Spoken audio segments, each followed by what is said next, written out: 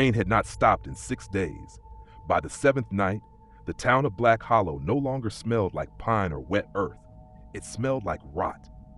Deputy Elias Vane stood beneath the flickering gas station canopy at the edge of town, staring into the forest beyond the highway barrier.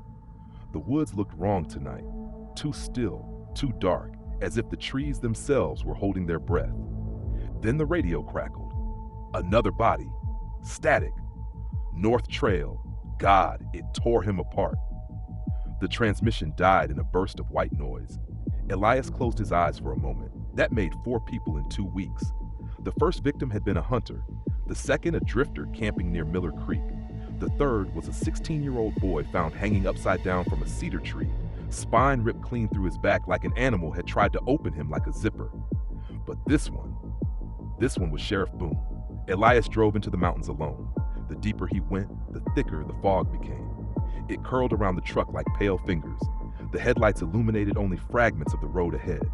Branches, mud, rain, and the occasional flash of glowing animal eyes disappearing into the dark. Then he saw Boone's cruiser. The vehicle sat crooked against a ditch, engine still running. Driver's side door open. Blood everywhere. Elias stepped out slowly, his boots sinking into mud. Rain dripped from the brim of his hat as he approached the cruiser. The windshield looked like something enormous had slammed into it. Not hit it, slammed into it. 5 deep claw marks carved through steel ran from the hood to the roof. Elias drew his revolver. Boone? No answer. Then he heard it. Crunch, somewhere beyond the trees. Slow, heavy. Another crunch, like wet bones grinding beneath impossible weight. Elias turned his flashlight toward the woods. At first he saw nothing. Then the beam caught 2 eyes. Amber yellow, too high off the ground, nearly 8 feet up. The thing stepped forward, and Elias forgot how to breathe. It was not a bear. It was not a wolf. It was something that should never have existed. The creature stood 6'10", towering above the brush with a body built like a nightmare given flesh. Its massive torso bulged with slabs of muscle beneath soaked, matted fur. The chest was broad and scarred, thick like a grizzly's, but stretched over a humanoid frame, twisted by unnatural proportions. Its arms nearly touched the ground. Each hand ended in black claws longer than butcher knives. The head? Dear God. The head resembled a wolf stripped of mercy. Elongated jaws lined with jagged yellow teeth, saliva hanging in thick ropes from its mouth. But the skull was wide, heavy, reinforced like a bear's. One side of its face carried old scars, as though bullets had once torn through it and failed to kill it. Steam rolled from its nostrils. Its eyes locked onto Elias. Intelligent eyes, human eyes. Then it smiled, not an animal bearing teeth, a smile.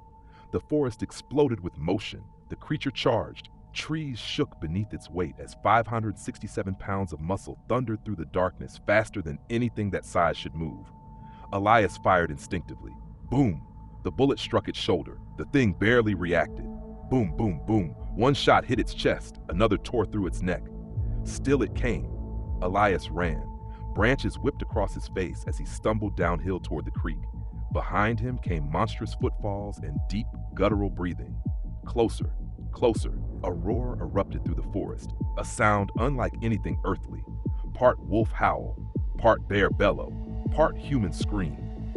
Elias nearly collapsed from terror alone. He reached the creek bed and turned just as the creature burst through the trees. Moonlight hit it fully.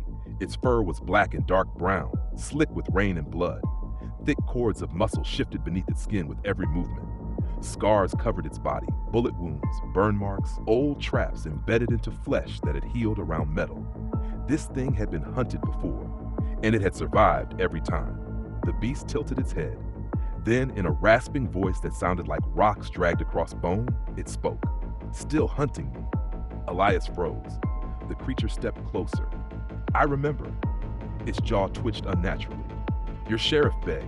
Elias felt his stomach collapse inward. Boone was still alive when this thing found him. The monster's claws flexed. I let him scream, then it lunged. Elias fired his last round directly into its mouth. The creature reeled backward with an enraged howl, black blood spraying into the rain. Elias ran for the cruiser. He dove into the driver's seat and slammed the gas pedal. The tires spun violently in mud before catching traction. The truck shot backward, and the creature hit it from the side like a freight train. Metal screamed. Glass exploded inward. The entire vehicle flipped into the ditch. Elias crawled from the wreck, half conscious, ribs shattered, blood pouring down his face.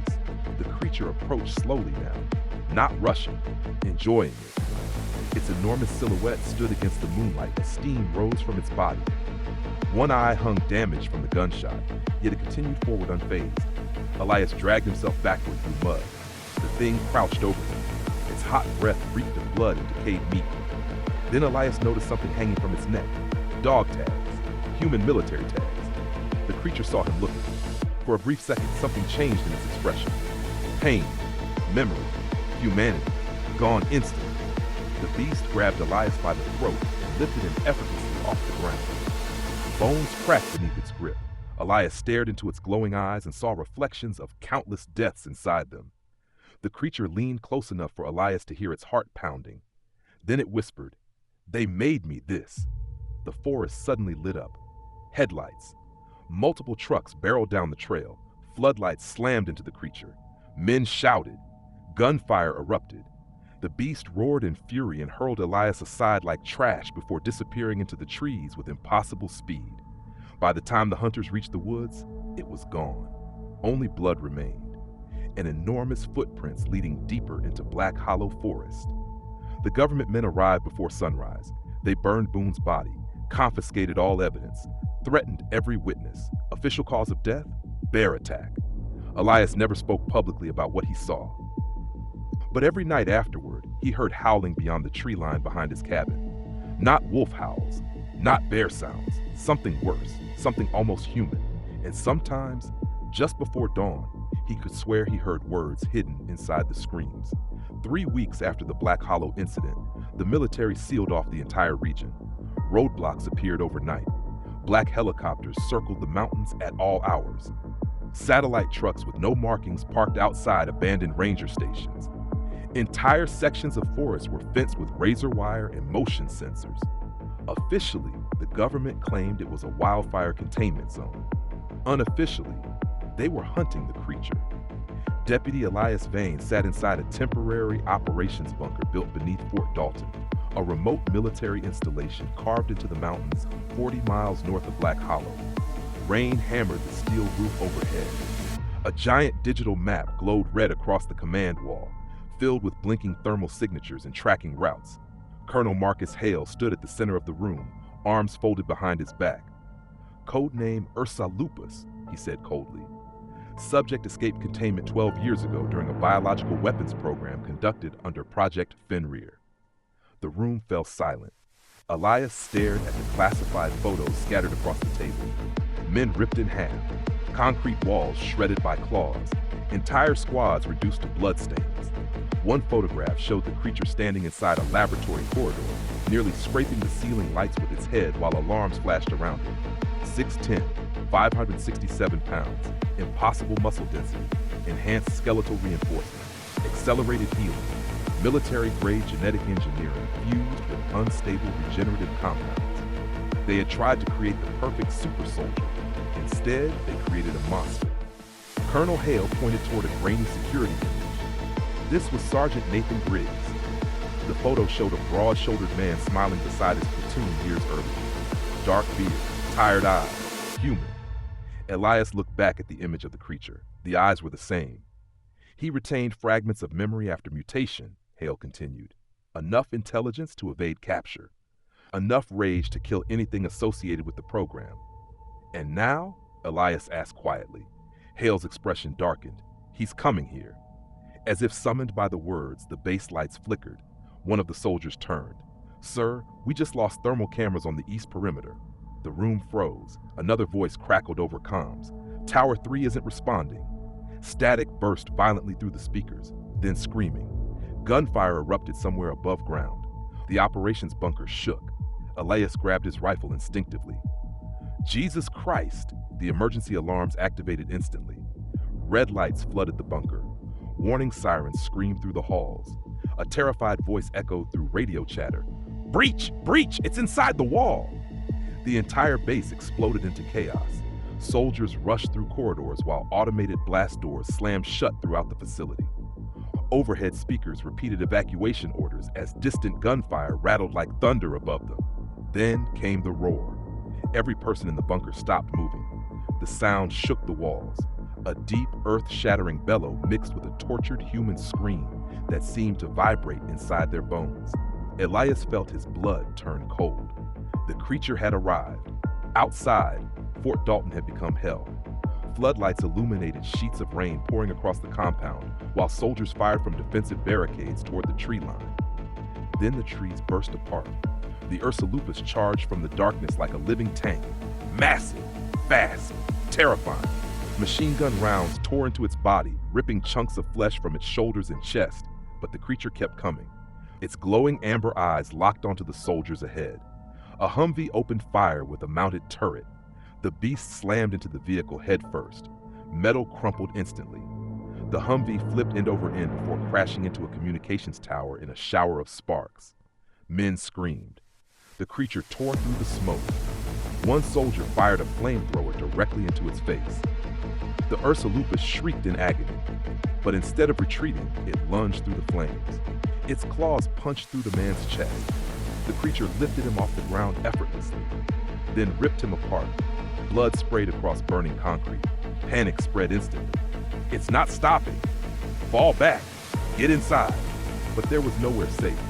The Ursulupus crashed through barricades, smashing reinforced fencing like paper.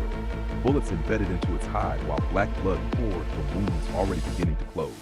Its body steamed in the rain. Healing, adapting, hunting, and worst of all, it was learning. The creature grabbed a soldier attempting to reload and slammed him against a concrete wall, hard enough to leave a crater. Then it spoke. Where? Its voice sounded broken and monstrous. Is Hale? The surviving troops froze in horror. It remembered, not just instincts, not just rage, names, faces, vengeance. The base light suddenly died. Darkness swallowed Fort Dalton. Only emergency red strobes remained. In the flashing crimson light, the Ursulupus looked less like an animal and more like a demon dragged from hell itself.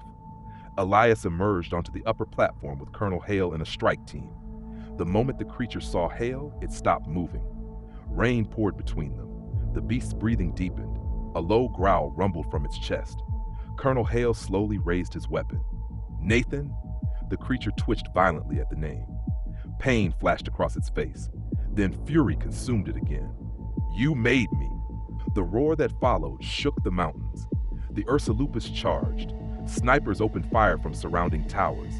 Armor-piercing rounds slammed into its body, finally slowing it slightly. But the creature bulldozed forward through the barrage. Hail fired repeatedly into its chest. The monster reached him anyway.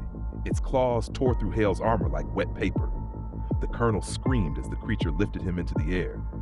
You left me alive, it snarled. Then it slammed Hale into the ground with enough force to crack concrete. Once, twice, again. Bones shattered audibly. Elias fired his rifle into the creature's side until the magazine clicked empty. The Ursulupus turned toward him slowly, blood dripping from its jaws. For a moment, Elias thought he was dead, but the creature simply stared at him, almost curious. Then the bunker alarms changed tone. A mechanical voice echoed across the base. Warning, containment protocol, Omega initiated. Elias looked toward the missile silo doors opening beneath the compound. His stomach dropped. Hale coughed blood from the ground and laughed weakly. If we can't kill it, the creature's eyes widened slightly. We bury it. Missiles armed beneath the mountain. The Ursulupus roared in realization. Then everything erupted into chaos. The mountain began to shake. Deep beneath Fort Dalton, ancient steel mechanisms screamed to life as containment missiles armed themselves inside underground silos. Red emergency lights flashed across collapsing corridors, while evacuation sirens wailed through the storm. Outside, rain poured in sheets across the ruined military base. Bodies lay everywhere. Burning vehicles illuminated the darkness with flickering orange firelight. And standing in the center of it all, covered in blood, steam rising from its massive body, was the Ursulupus. The creature turned slowly toward the opening silo doors. For the first time since Elias had encountered it, it looked afraid. Colonel Hale lay broken in the mud, barely breathing. You were never supposed, he coughed blood violently, to survive. The Ursulupus stepped toward him. Massive claws flexed. Its amber eyes burned with decades of hatred. You took my name, it growled. Hale tried reaching for his pistol. The creature crushed his arm beneath one enormous foot. Bones snapped instantly. You took my men.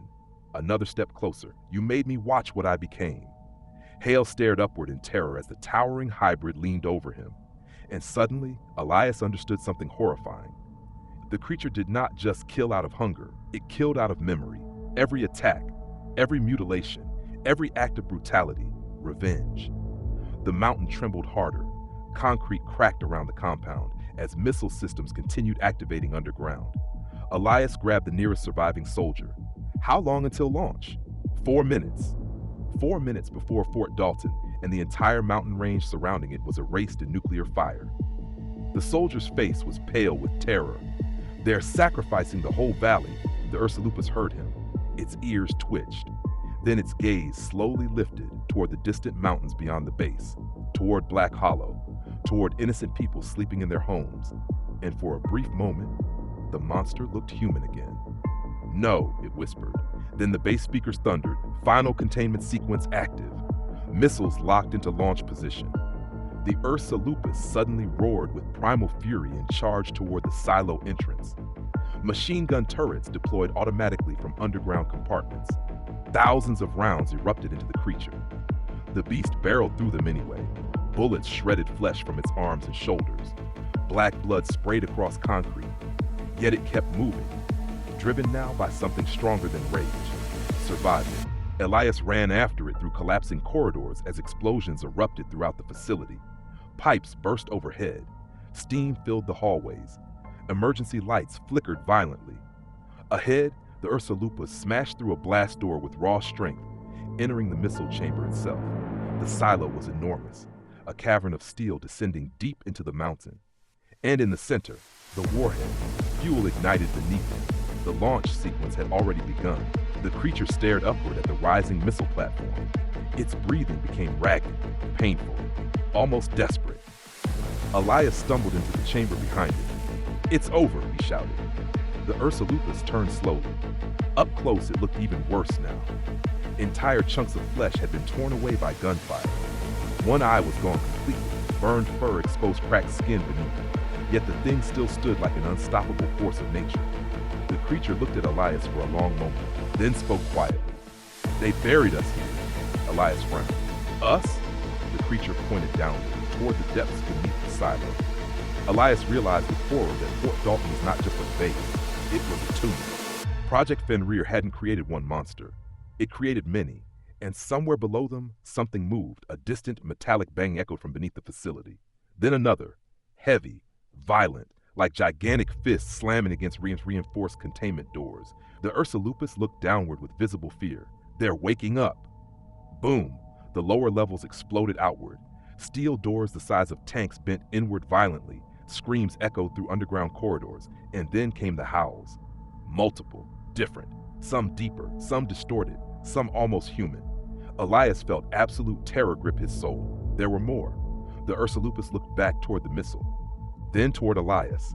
You must leave. The word stunned him. What? The creature stepped toward the missile controls. Its massive claws dug into exposed machinery. If they escape, another deafening impact shook the chamber below. The world ends. The realization hit Elias instantly. The creature wasn't trying to save itself anymore. It was trying to stop something worse, far worse. The elevator alarm screamed. Containment levels beneath them were collapsing rapidly. One final blast erupted below, and enormous claws punched through the floor beneath the silo. Different claws, larger, pale gray, mutated beyond recognition. A monstrous roar echoed upward from the darkness below. The Ursulupus roared back, not in anger. Challenge. Elias backed away slowly. You're staying? The creature looked at him one last time, and in its damaged eyes, Elias finally saw Sergeant Nathan Griggs, the man buried beneath the monster. Tell them, it growled. We were human. Then the floor exploded. A second creature emerged from the abyss below, twice the size, malformed, covered in exposed muscle and bone. Its mouth split vertically down its face as it screamed. The Ursulupus charged instantly. The two monsters collided with catastrophic force. Concrete shattered, steel twisted apart. The silo began collapsing around them. Elias ran. Behind him, the sounds were unimaginable. Roars, screams, tearing metal, bone crunching, explosions. He reached the surface just as the entire mountain began imploding inward. Black smoke erupted from Fort Dalton. The ground split apart. Then came the light. A blinding inferno exploded from beneath the mountain as the missile detonated underground. The shockwave threw Elias across the forest floor. Trees bent violently. Fire consumed the night sky. And Fort Dalton disappeared forever beneath collapsing stone and flame. Silence followed. Hours later, dawn finally broke across the ruined mountains. Rescue helicopters searched the smoking crater where the base once stood. No bodies were recovered. No evidence survived. Official reports blamed a reactor meltdown caused by an illegal weapons program. Case closed. But Elias knew the truth. Weeks later, he returned alone to the edge of Black Hollow Forest. The woods were quiet again, too quiet. He stood there staring into the trees as cold wind moved through the branches. Then he heard it, a distant howl, not savage, not enraged, mournful, human. Elias looked deeper into the forest. For a split second, he thought he saw glowing amber eyes watching him from the darkness. Then they vanished, and somewhere far beneath the mountains, something else howled back.